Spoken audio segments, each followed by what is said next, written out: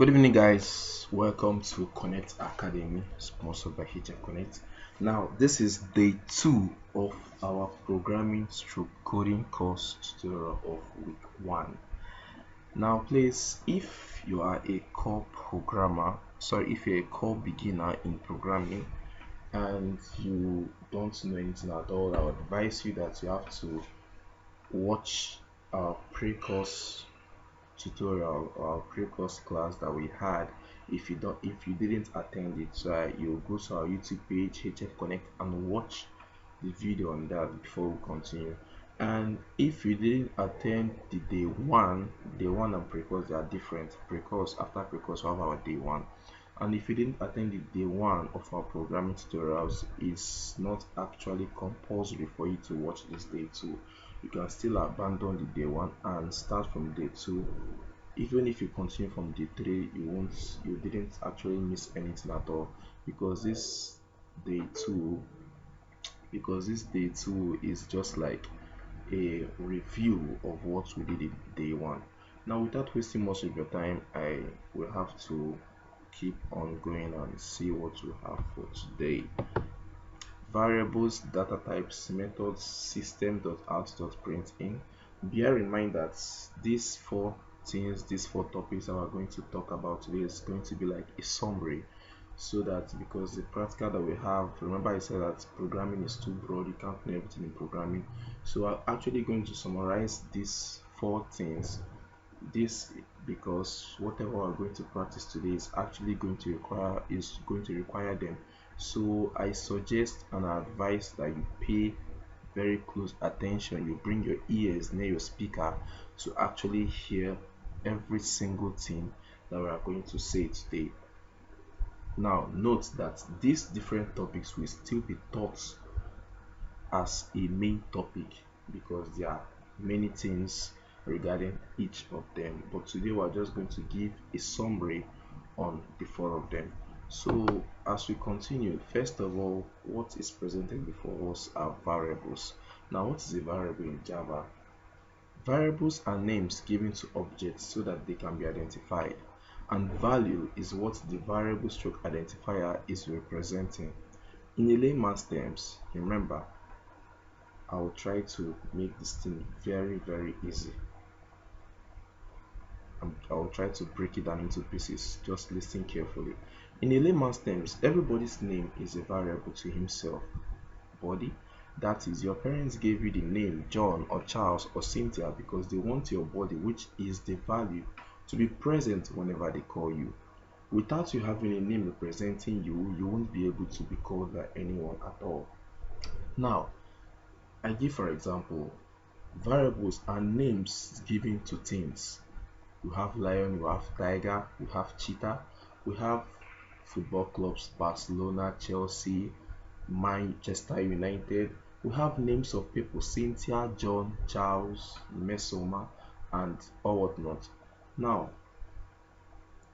without these names given to things, they won't be able to be addressed, because of you gave names to different things. That is why those things can be addressed. I give an example. If when you were born, if your parents didn't assign you any name, they can't be able to address you, so they gave you a name. Now, that name that they gave you is the variable or identifier. That is what identifies you. And what is it identifying? Your physical body. Now, your physical body is the value, while the variable is the name that they gave you to identify your physical body, which is the value. Example, lion is an animal. Lion is the name that they gave that animal. So the name lion is representing that being that has 4 legs that is moving around. Without a name given to that being with 4 legs moving around, you won't be able to know how to address that animal. Therefore, lion is the variable stroke identifier, why that being that has 4 legs is the value. So lion is representing the value. So that is how Java is. In Java, you can't do without variables. It's a must. Or I give an example. Maybe in your class, whereby your teacher, if you trace back to your JS1, JS2, maybe when you're teaching algebra, you can say if x is equals to v is equals to n, or n is equals to 3. Anyway, it means that anywhere you see x, you put 2. Anywhere you see n, you put 3. Do you understand? So it means that x is representing the value 3. Therefore, x is the variable and 3 is the value. Now, when you are declaring variables, you are trying to tell Java that if, assuming you declare x to be 3, you are trying to tell Java that anytime you put x in your code, Java should take it as 3, which is the value, what is representing. So that is how it is. Now, in Java programming language, you can't just write x equals to 3. That's not how it's done in Java.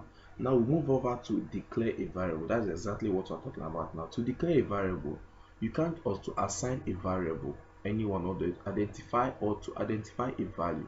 Assume you want to identify x equal to 3. You cannot just tell Java x is equals to 3.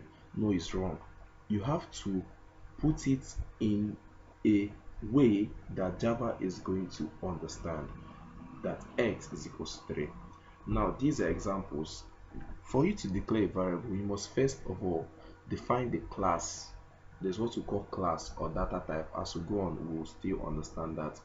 The class first, then the value, then the variable. Variable, you can give it any variable, you can name anything you want to name as. You can put anything you want to put as your variable. Then equal to your value. So the first one, we have int age equals to 43. We have int x equal to 24. We have string name equals to chibike. This means that int is the class that I said you must put first. It must not be int. We are still going to teach you about that later on. Int, the class or data type which you call first, which will come first. That class is data type you get. Then age is the variable equal to 43. Now this language, this statement shows that age is equal to 43.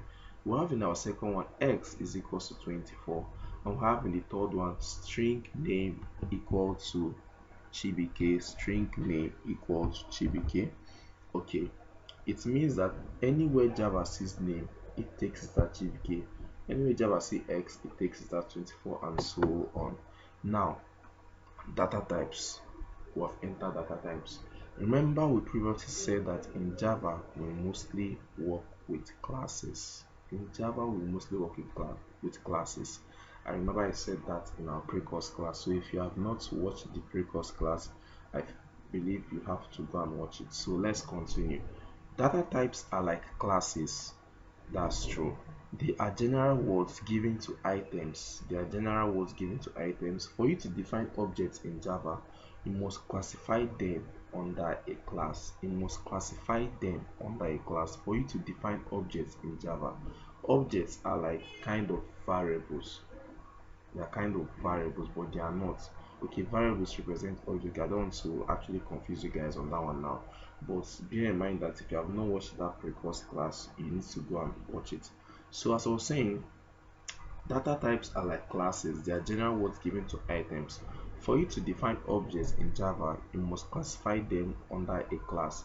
For you to work with objects in Java, that's what it's saying. You must classify them under a class. I said it in my pre-course class. Now, for instance, objects like jollof rice, rice and stew, coconut rice, that's meant to be fried rice, could be generally given rice as a data type. Now, data type, they are like classes, or they are classes. Let's say they are classes. Okay, now they are like general words given to different objects under it. I would not say objects. I don't know how to put it. Different items under it. Because if I say objects now, I don't want to like confuse people. Now just listen very well. For instance, objects like jollof rice, rice and stew, coconut rice, all can be given the general data type as rice. Jollof rice is a type of rice, rice and stew is a type of rice, coconut rice is a type of rice, fried rice is a type of rice. So you can classify all these as rice. Now rice there is the data type, that is rice there is the class. data type or class. Remember I said that data type are classes. Now rice there is the data type because it's like the general word. So now remember when I was saying when how to declare data type, you must first of all put the class, you put the class, you put the variable equal to the value. Now second one, objects like Nokia, Samsung, Huawei, iPhones, etc. can be generally given phone as a data type. All these things are phones. Samsung phone, Nokia phone, they are all called phones. So phone generally can be given to them as their data type or class. Now we're still going to understand, but I hope you are now actually getting on what I mean by data type. They are like general words given to objects. Now these general words, using rice as an example, using phone as an example, I'm just trying to make you guys to understand in a layman's language. Now data types, we have two types of data types. Okay, before that I could show you guys something. I Please don't look at all these things I wrote, just pay attention to the next thing I'm going to write now. Okay, this thing is for, okay, just don't, just what I'm going to write next, that's actually what I'm going to look at. Now remember I was like how to declare a variable. I was like, you can't just write for Java x equal to 3. Remember I said that you must put the data type first, and after the data type you put the variable and equal to the value. Now watch what I'm saying. Assuming I want to declare jollof rice, I'm like, okay, rice is the data type equal to, okay, then what I want to classify as the name of the of the like I want to give a name to my food, to my jollof rice, you understand? So rice, you must first of all to declare a variable. Rice is the data type. Okay, let's say rice is the data type. I said you must write the data type first of the class for you to tell Java the variable of what you want to represent. So we can say jollof rice, just look at what I'm doing, jollof rice equal to, okay, food. So let me say you want to do another one, say rice, and okay, let me make it as a comment so that it cannot be executed. I'm going to teach you guys this thing later. Rice, let's say coconut rice, this one equals to, okay, meal. Then to the ones of iPhones, say phone, because phone is like general something, and we have Samsung equal to, okay, well I say device. Now these three things, you are telling Java now that anywhere you see jollof rice is what? Food. Anywhere you see coconut rice is meal, and anywhere it says Samsung, it will take it as device. Now that is exactly what I'm saying when I was talking about int x24 and blah blah blah blah blah blah. Anyway, Java 6x gives it as 24 and or whatnot. Now remember that was just a layman example of how I was trying to explain data type. Now data type, we have two types of data types, like what you can use in Java. We have the primitive data type, we have the reference data type. In the primitive data type, we have the int, double, long, float, and boolean. In the reference data type, we have the string, arrays, and interface. I'm going to teach you guys this stuff later. Now, so in a layman understanding, examples of using data types are like rice. I just showed you guys how to declare them.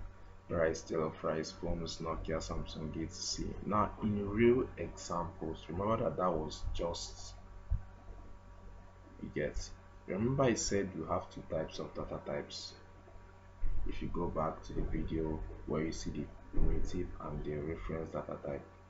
Now, in real examples, note that any variable used in Java, you have to tell your system which group it is or which class it belongs to.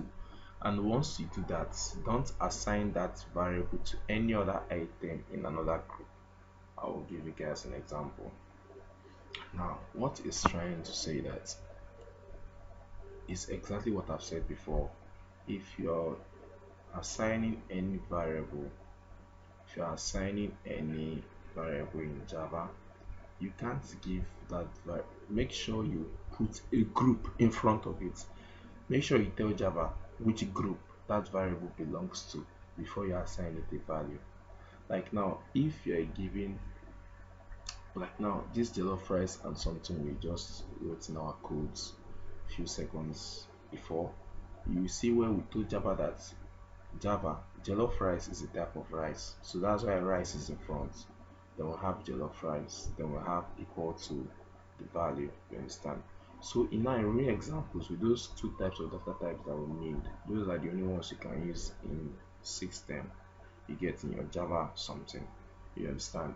You have to tell Java what and what belongs to what before you assign it. For example, int x equals to 20, you are trying to tell Java that x belongs to the class of int and you're giving it a value 20. Let me explain something first. Let's go to the next slide. Now, in this next slide, data types, they can be grouped into sections. This int, this double, this float, and this long all belongs to numbers. All belongs to numbers. Why this true or false? They are boolean. Other data types, string arrays.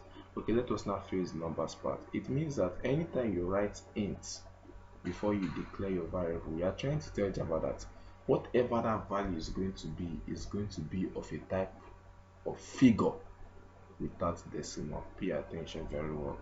If you use int, you are telling Java that it's going to be a figure that will be your value. You know what is value?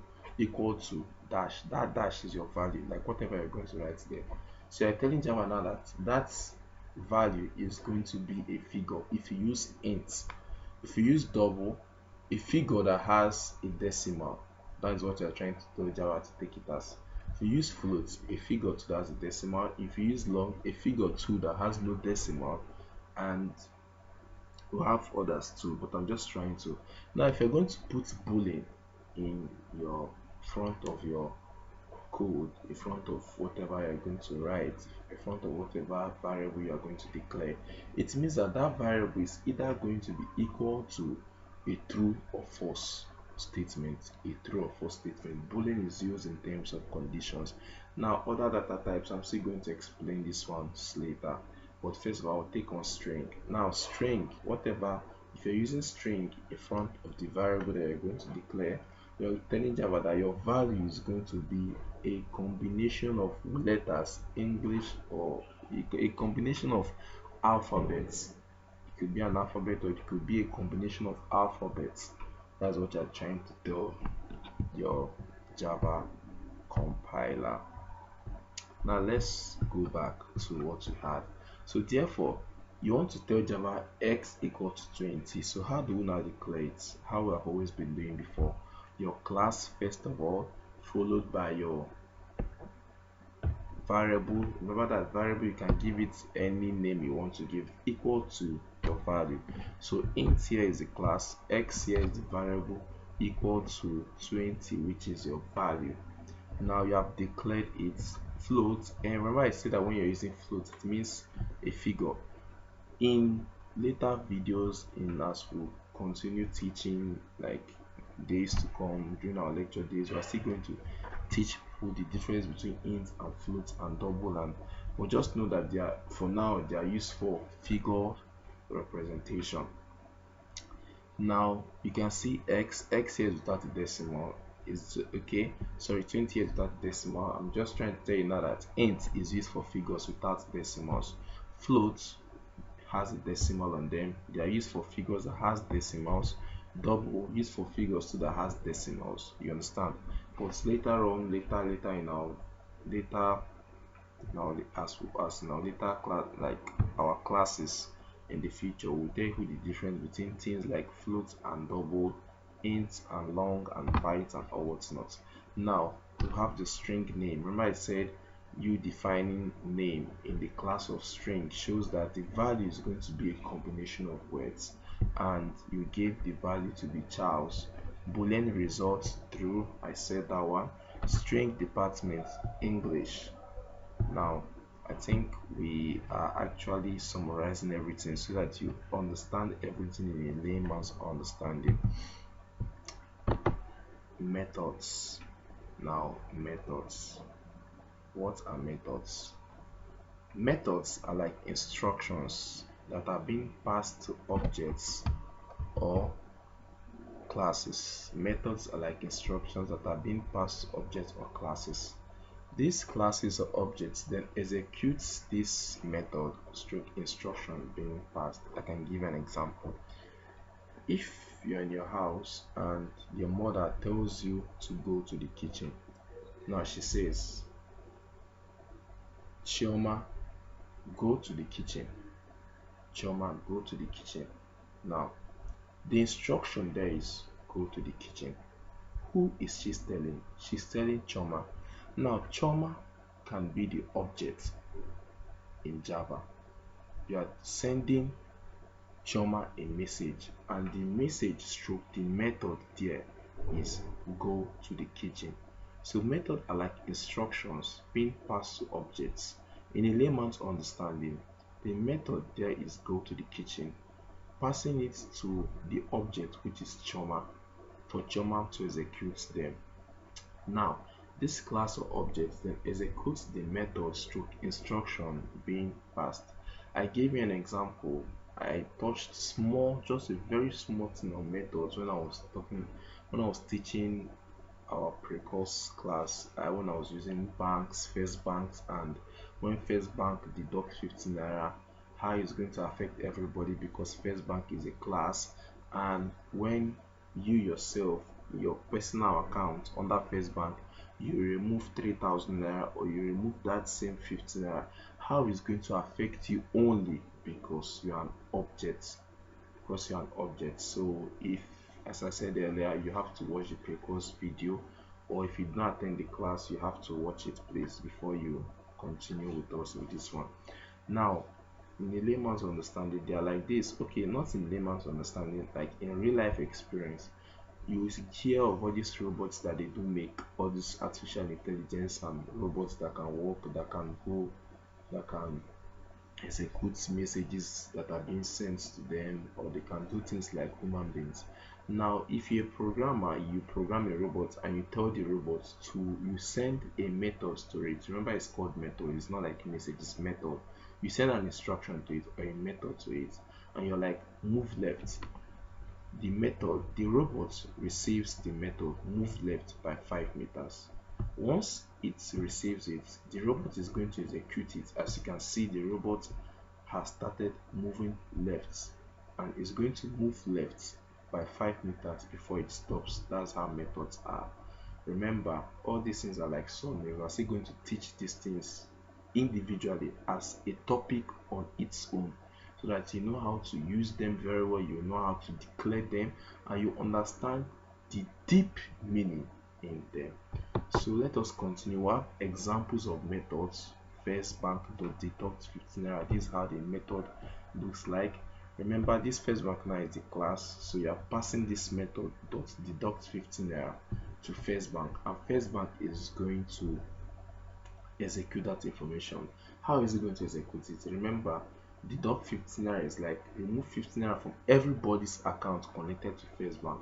That is why, as I said in the previous class, if first bank the programmer send this message to first bank, is going to remove 15 naira from every single person that has account in first bank.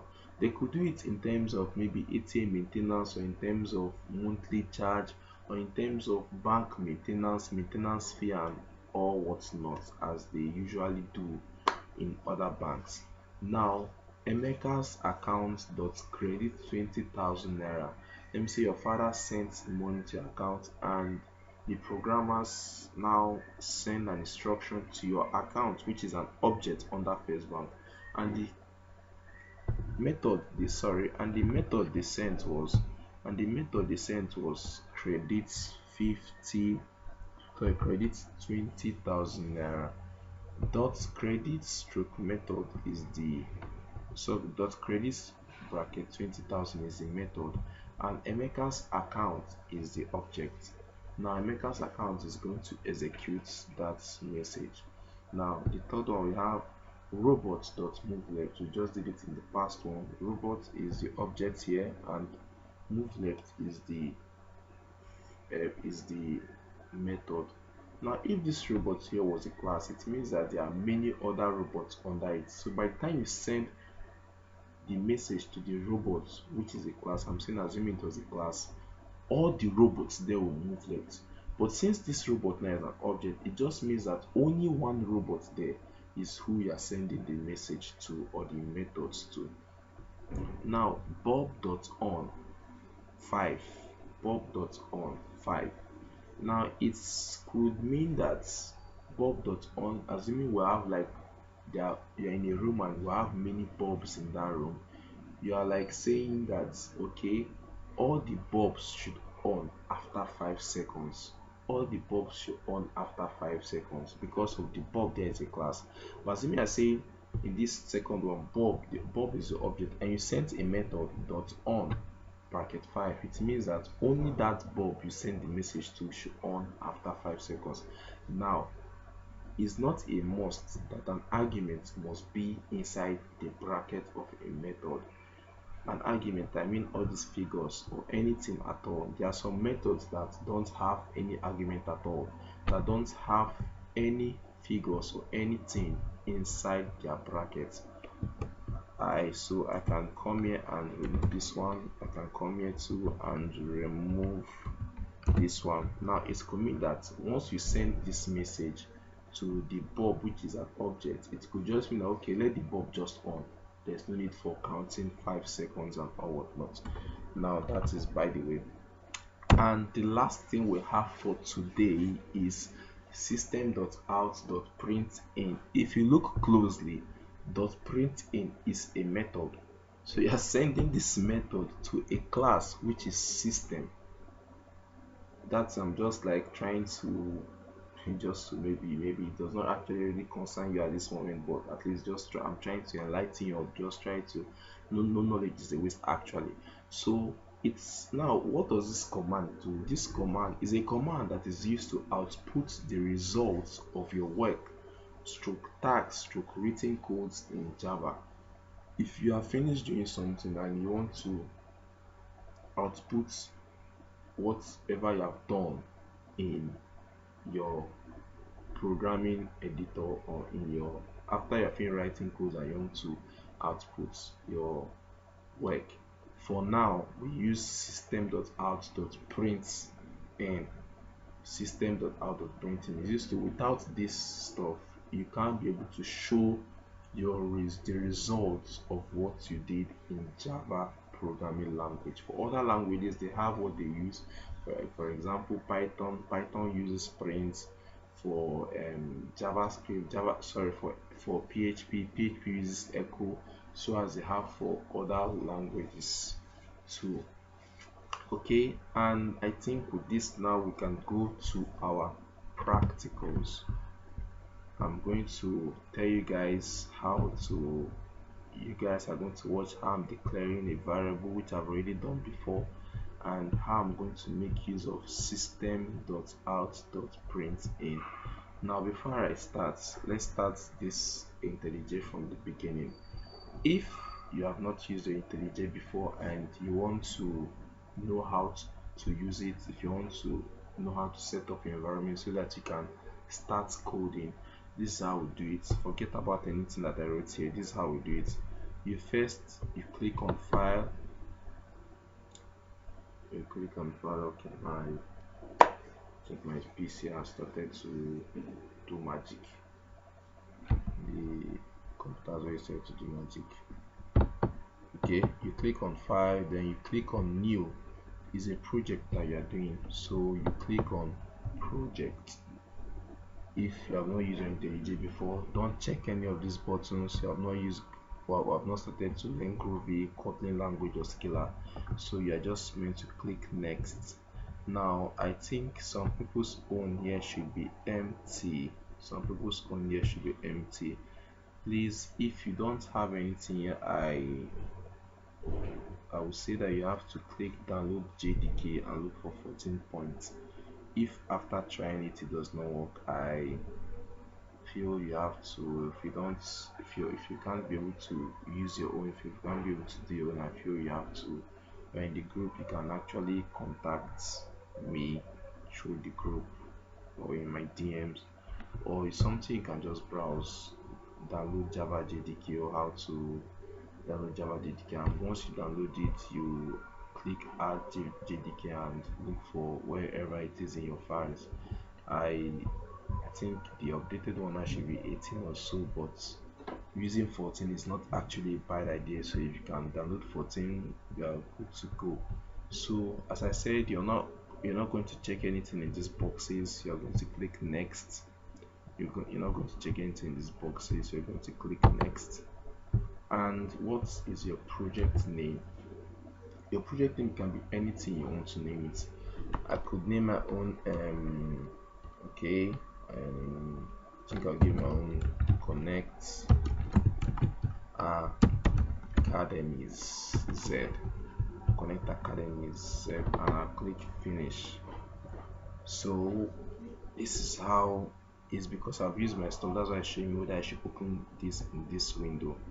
But if I've not used it at all these things, they are not meant to show, it's just meant to open. So I say let's open it for me in a new window, and your stuff is meant to be like this. Let's wait for a few seconds. It's still processing. Oh, it has opened. Okay, it says it's opening. Oh, it has opened. Okay, so this is how your stuff now is meant to be. Now we are going to actually know where to write our codes. If you want to know where to write your code, you click this arrow down, you go to source code. Source code is where every of your code has to be for Java to execute it and run your programs for you. You right click it, you click new. Remember I said you can't write Java without having a class. You have to have a class. Most of the times you are using your Java, you must define a class. So Java class, and you can put your name, anything you want to put it, anything you want to. Okay, I can name my own what I give, I can name my own sponge. I can name beating sponge just for the fun, and click enter. Now this is how stuff looks like. I'm still going to tell you guys what is public, class and sponge, what they mean in our later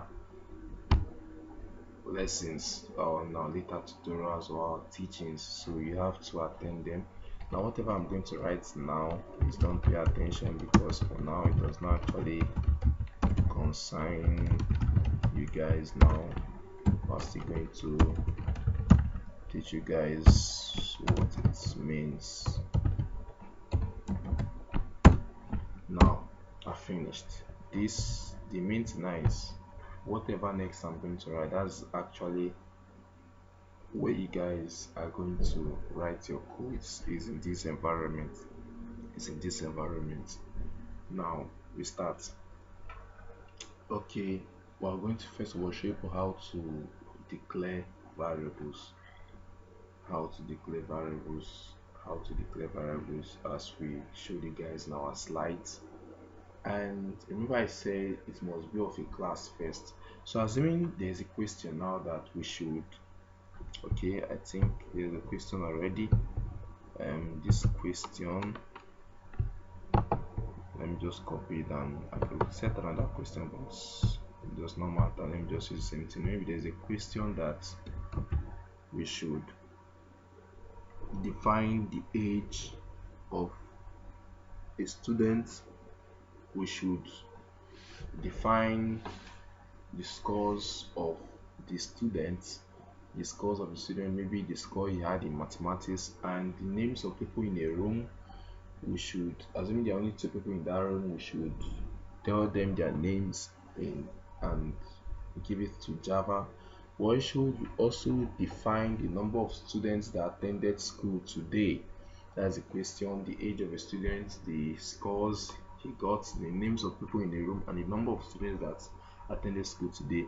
We know that for age of student has to be a figure. So okay, I'm going to answer this call in seconds. I'm going to decline the call. Sorry for that. Someone is calling. Sorry that someone is calling. Okay, so as we continue, remember that age has to have a figure. Scores too has to have a figure. Names of people in a room is an English. You understand? The number of students that attended school today should be a figure. So we start with the age of the students. So we cannot just tell Java age equal to, assuming the student is 21 or 26 or 16-year old. It's going to give an error because I told you that that's not how to define things in Java. You need to tell the Java which group is age, or which data type, or which class is age on that. So remember, I told you guys when you're presenting numbers what to use. So we have int double, but double is for decimal. Somebody's age cannot be in decimal, common. So we use our ints. We're still going to teach this data types, methods, and remember it's just a summary that we just did today. So we're still going to teach them as an individual topic still. So we have told Java that anywhere he sees age, we should put 16. That's what I've told Java. Now the scores of the students in scores equal to, let me say he got 80 in mathematics. Let me say score mathematics. Remember I said it could be variables. The variable here is age, the variable here is score mathematics. You can give it anything you want to give it. You understand what I said? You put this your mark so it not give an error, your semicolon.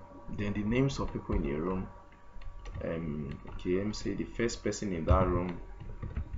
The first, I told you that string is used when talking of a group of alphabets or an alphabet. Now the first person in that room,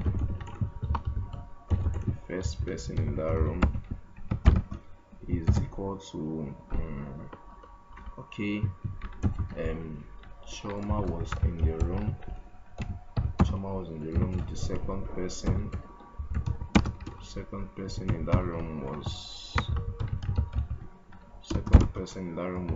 Chisom.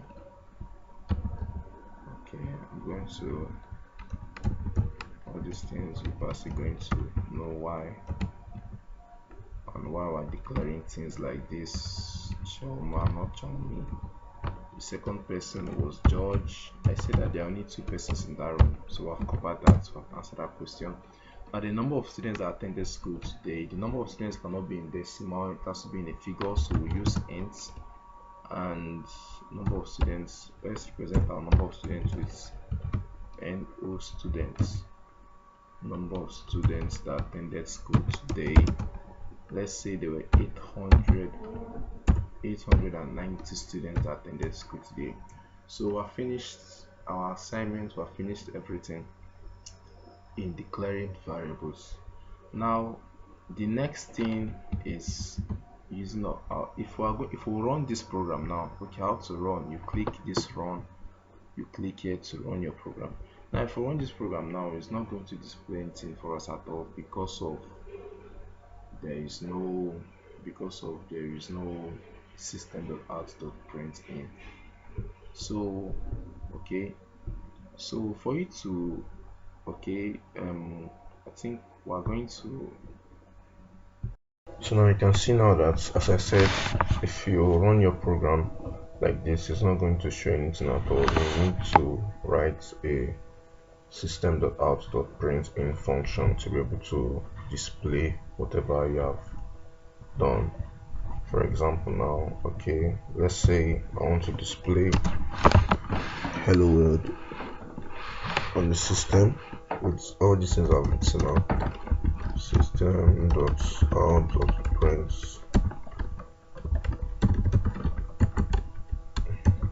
I'm making this mistake. Out.print in. Okay, let's say I want to print in hello world. Just trying to hello world, and okay, or hello students of Harvard University, or hello students of anything, just anything you want to write. It's going to be like hello, okay, hello dear students, how was your day? And you click this run if it's your first time. You run because you just from your sponge class, so you run it. Now you see where it's writing build. What I'm just trying to say is that after all these codes, if you didn't decide to output them, maybe if you actually needed to output them, nothing will show as your result.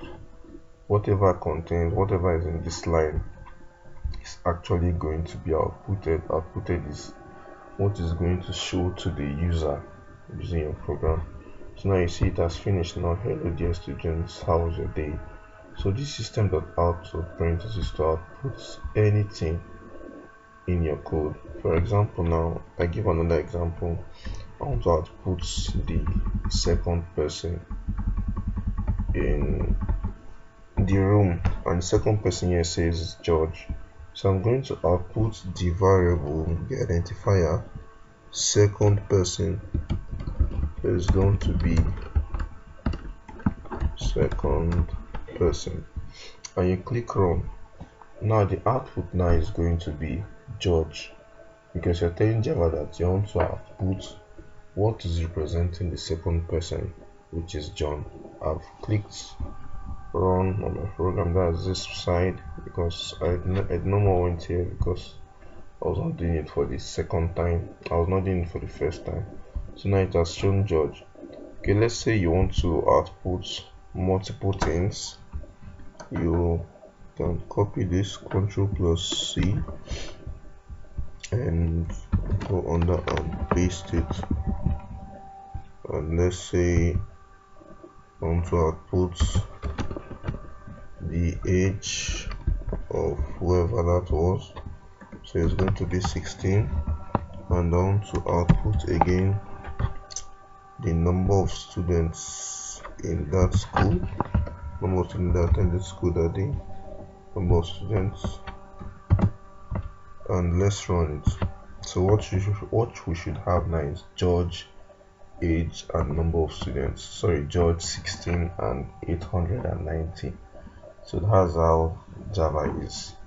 And if you are using JStudio, I'll show you guys again how to use JStudio for those who are using their phone to learn programming. Once you open your JStudio, this is how the interface is going to look like. They've already written everything for you, so there is no need for you again to look to remove the stuff. They've already written all those things for you. Where you're going to write your code now is now in between this line where I'm pointing at. So you're going to, okay, as me run this program like this now, this is where to run it. Maybe you can save it and then you run it. It's going to show you hello world. Now you can also declare variables, anything you want to do, just like we did now in IntelliJ.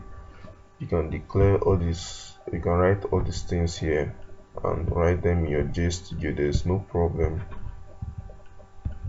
Then if maybe you don't like this view, maybe you want to see everything clearly, maybe your phone cannot see everything clearly, I suggest you auto rotate. Now once you auto rotate, this is how it's going to be. You understand? At least now you see everything clearly. If you want to type, you can type what you want to type, and you can type whatever you want to type. Then if you finish, you run it. I didn't run the program here. I forgot to actually run it. But to run it, as I told you guys, you can just click this icon. Okay, you know, I was typing. I'm looking for something.